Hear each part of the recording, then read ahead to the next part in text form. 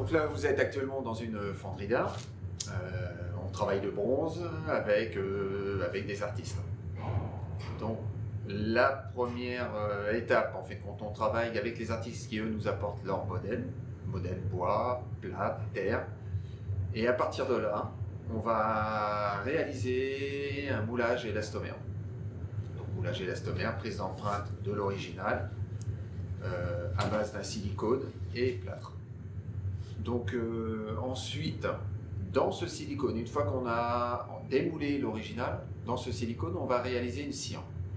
Une cire qui représentera exactement la pièce originale, qui sera retravaillée par l'artiste, avec les épaisseurs voulues, donc de 5 mm, qui seront exactement au final les épaisseurs du bronze.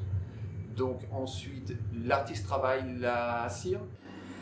Ben, là, on est dans l'atelier cire, donc c'est ici qu'on va préparer les moules. Je peux vous en montrer un ou deux ici.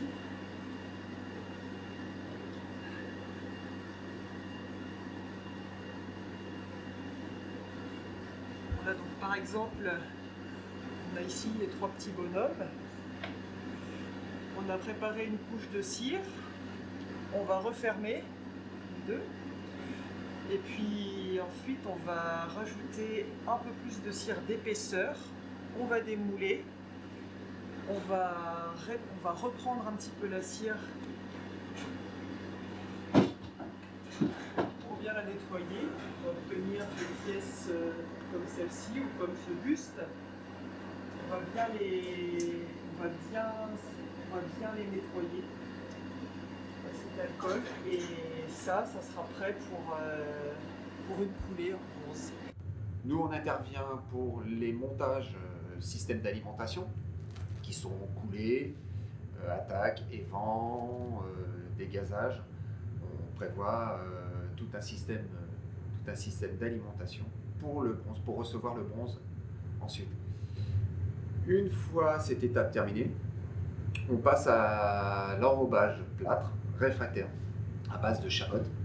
Donc on va recouvrir la sculpture en cire avec ses alimentations de cire réfractaire jusqu'à obtenir un moule bloc résistant, pouvant résister à l'arrivée du métal ensuite. Donc une fois que ce moule bloc est terminé, on va le mettre en cuisson pendant 3 jours à une montée en cuisson de jusqu'à 700 degrés.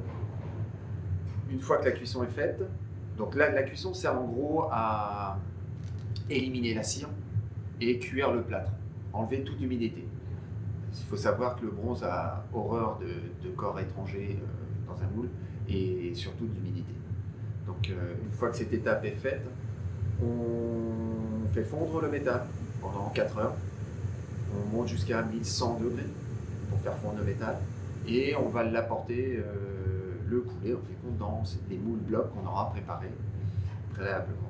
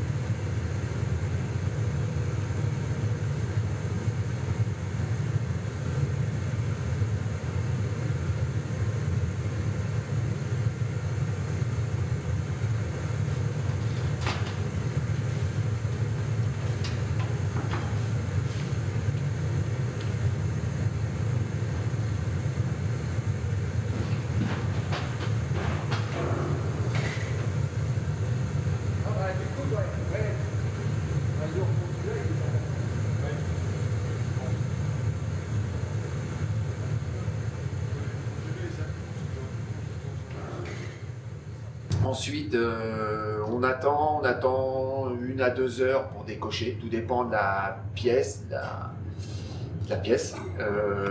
On décoche.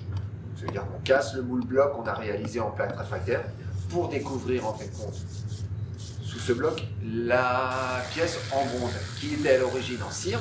Donc on va la retrouver en bronze mais avec les mêmes éléments, c'est-à-dire système d'alimentation, évent, dégazage, les mêmes systèmes. Donc là intervient le ciseleur. Le travail du ciseleur, ça va être de couper toutes ces alimentations qui sont attaque, évent, coulée, pour découvrir la pièce en bronze, la pièce de l'artiste, qui va retravailler, puisqu'on a quand même quelques défauts de fonderie qu'il faut corriger. Donc, le ciseleur est là pour remettre en état la pièce de l'artiste.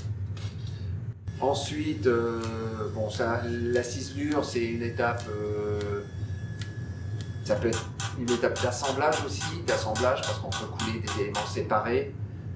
Donc là, il intervient lui aussi en soudure, en assemblage des pièces et en soudure. Et doit retravailler en gardant le même modelé que l'artiste, l'écriture. Donc il est là pour enlever tous ces petits défauts. Ensuite, on a la partie patine qui là donne une couleur à la sculpture. Couleur à la sculpture à partir d'oxydes, d'application de plusieurs oxydes qui entre eux donnent une couleur. Donc on chauffe le métal et on applique les oxydes sur le bronze. Donc ça va de l'oxyde de cuivre jusqu'à l'oxyde de fer.